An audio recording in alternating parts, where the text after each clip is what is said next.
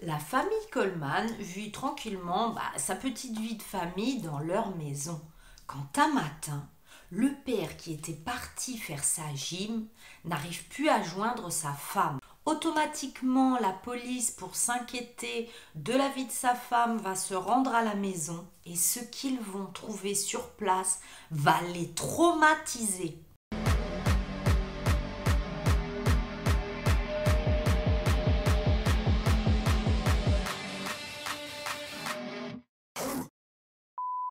Hi tous, bienvenue sur la chaîne Cécile Story pour vous raconter une nouvelle horrible et triste histoire. D'abord tu vas t'abonner parce que j'ai bien plus de 110 vidéos que tu pourras regarder. Trêve de blabla, c'est parti! Commençons avec Chris le père. Il est né le 20 mars 1977 aux États-Unis de Ron Coleman le père et Connie Coleman la mère. Il a grandi dans une famille très chrétienne. L'Église a donc été toujours très présente au cœur de la famille de Chris Coleman. Ses parents, Connie et Ron, sont copasteurs de la Grace Church à Chester.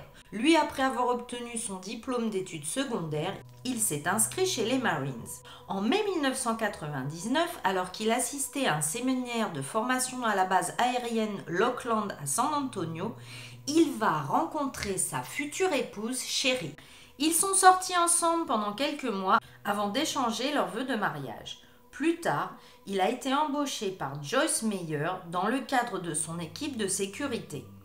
Il gravit rapidement les échelons et est nommé garde du corps principal de Joyce Meyer, qui est une célèbre télévangéliste chrétienne. Donc vous voyez, on reste toujours dans le milieu chrétien. D'ailleurs, cette fameuse Joyce Meyer, sa patronne, est une vieille amie des parents les Coleman et elle connaissait Chris depuis qu'il était petit garçon.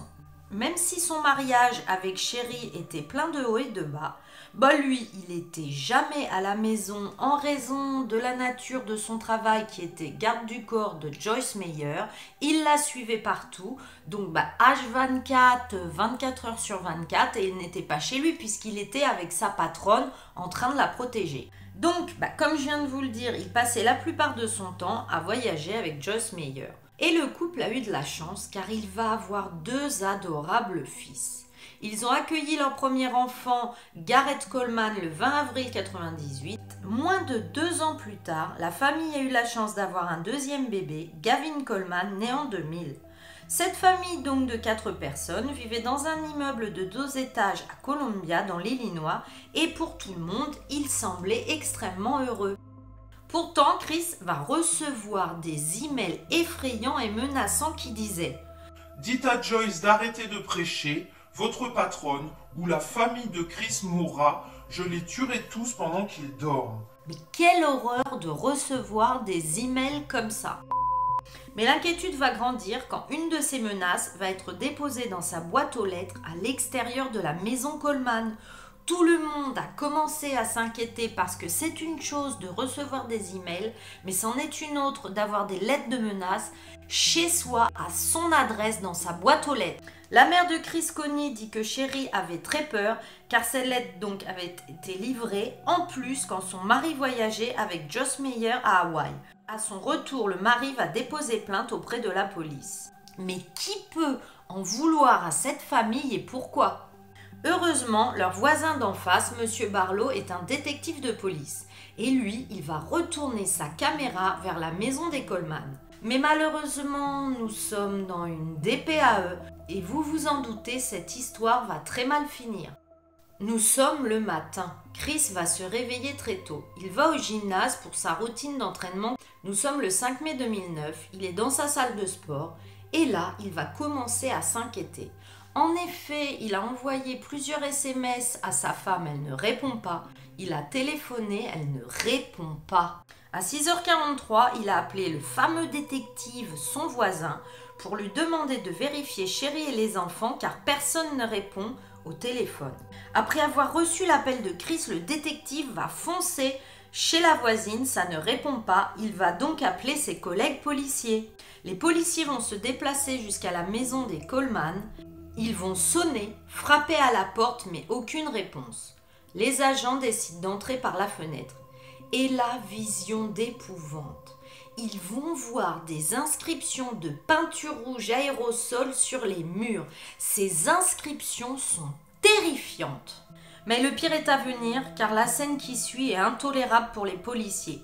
Sherry et ses enfants sont tous morts, tous les trois sur leur lit, étranglés. Sherry Coleman, la mère, avait 3 marques de ligature défensive qui indiquaient qu'elle s'était débattue, défendue et battue durement. Elle avait aussi un œil au beurre noir. Puis Chris Coleman est arrivé sur les lieux, mais il a été empêché d'entrer dans la maison.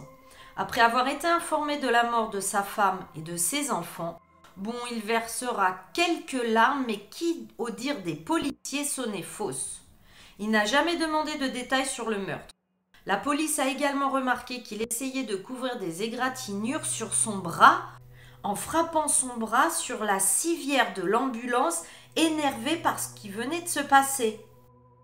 À noter que Chris serait arrivé ce matin-là 5 minutes avant la police et serait rentré dans la maison. Immédiatement, il est devenu le principal suspect des meurtres de la famille Coleman. Il va être arrêté chez ses parents. Son père criera qu'il ne peut pas avoir fait quelque chose dans cette histoire et les voisins seront choqués de voir le père et le fils, le père crier et le fils être emmené par les policiers. Chris Coleman va être interrogé. Amené au poste, il dira que le soir, il s'est endormi dans les bras de sa femme et qu'elle était bien vivante et que quand le lendemain, il est parti à la gym, elle était vivante. Il dira aussi aux policiers qu'il n'avait que sa femme dans sa vie et qu'il n'avait pas de liaison. Sauf que pendant ce temps, Tara, une jeune femme, est interrogée par la police et elle va tout raconter. Le policier commence avec cette question. Depuis combien de temps êtes-vous en couple avec Chris? Et Tara répondra. Depuis fin novembre, début décembre. Où avez-vous été en vacances et en week-end ensemble? Phoenix et Hawaï, Maui. Qu'est-ce qu'il dit à sa femme quand il part? Il dit juste qu'il va travailler. Donc sa femme Sherry n'est pas au courant de votre liaison? Si, je pense qu'elle s'en doutait.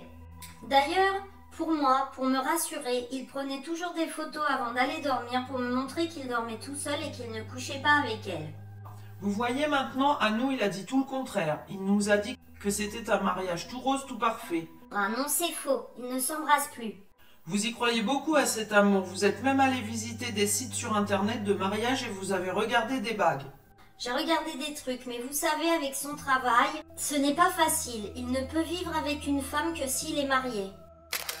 Quant à lui, Chris a insisté sur le fait que sa femme et ses enfants étaient bien vivants lorsqu'il est parti pour le gymnase. Mais les rapports médicaux indiquaient que les 3 étaient morts à 5h30 du matin, à peu près au même moment où Chris aurait quitté la maison. Puis tout va se précipiter car toutes les preuves, une à une, accusent Chris.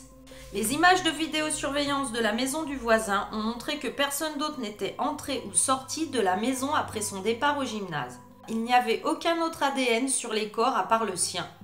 Un relevé de crédit a révélé que Chris avait acheté de la peinture aérosol rouge, la même utilisée dans la maison. Les emails menaçants remontent jusqu'à un compte que Chris avait créé 6 mois avant le drame. Les 3 sont morts entre 3 et 5h30 du matin alors que Chris était encore à la maison. Les gros mots pulvérisés sur les murs et les couvertures correspondaient à l'écriture de Chris. Bon là, on a affaire à un très bon connard qui n'a pas inventé l'eau chaude ni le fil à nouer le beurre. Je suis horrifiée.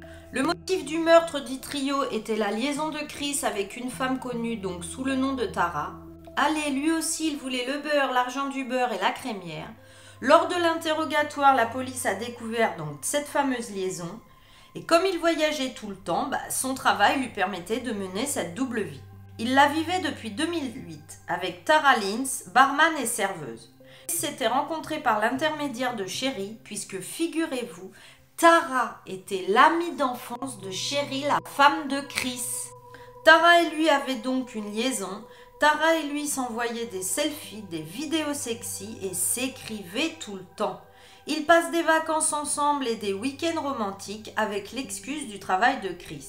Et comble du comble, Chris avait donné à Tara une bague de promesse, lui promettant donc un futur mariage. J'ai une question à vous poser. Tous les Chris là, Chris Watt et ce Chris Coleman, ils sont tous comme ça?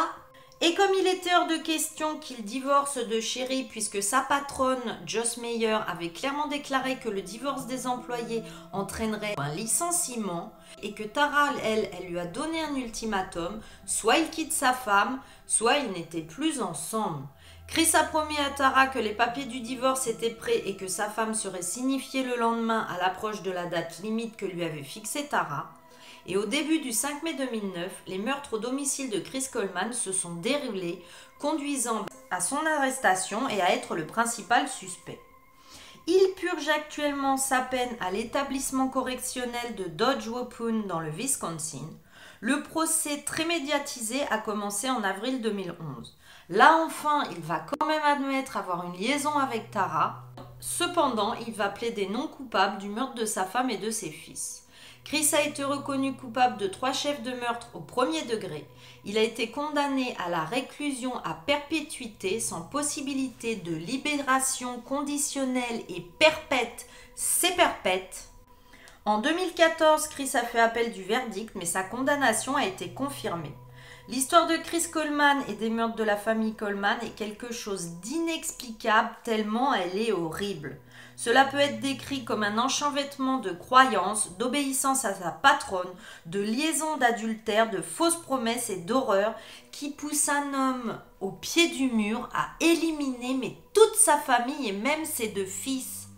La famille de Christopher Coleman a organisé des funérailles pour les victimes le 9 mai à Chester, mais la famille de Sherry, vous vous en doutez, n'a pas voulu et a fait dans une morgue à Eastdale dans l'Illinois, une banlieue de Chicago, pour une visite séparée de l'autre famille le 11 mai. Bien sûr, Christopher Coleman n'était pas invité. Voilà, cette horrible histoire est finie. D'abord, comme d'habitude, dis-moi si tu la connaissais car elle est quand même assez célèbre. Et dis-moi si ces mots là, rouges, sur les murs, moi quand j'ai vu les photos, j'ai dit mais là, on dépasse les bornes au niveau visuel et de l'image. Et puis le caractère des meurtres, ça m'a profondément touchée. Je me suis dit, il faut que je leur raconte cette histoire parce que le père, mais là, mais comme je l'ai dit, mais il est complètement zinzin, mais quel connard. Il ne pense qu'à lui, à sa petite vie, à son travail, par peur d'être rétrogradé. Mais dis-moi ce que tu en penses. Vous en conviendrez par rapport à cette histoire. Vous allez malheureusement me laisser un emoji peinture et si tu n'en trouves pas, tu m'en laisses un autre. Je voulais vous remercier pour tous vos commentaires et votre fidélité à ma chaîne. Vous êtes des amours. D'ailleurs, sachez que je vais dépasser les 110 vidéos. On arrive bientôt à 120 histoires. Donc, si tu veux les voir et si tu ne l'as pas encore fait, laisse-moi un pouce en l'air, abonne-toi et clique sur la clochette. D'ici la prochaine fois, prenez bien soin de vous parce que si jamais vous connaissez quelqu'un qui s'appelle Chris, regardez derrière vous quand vous allez le voir. Bye bye!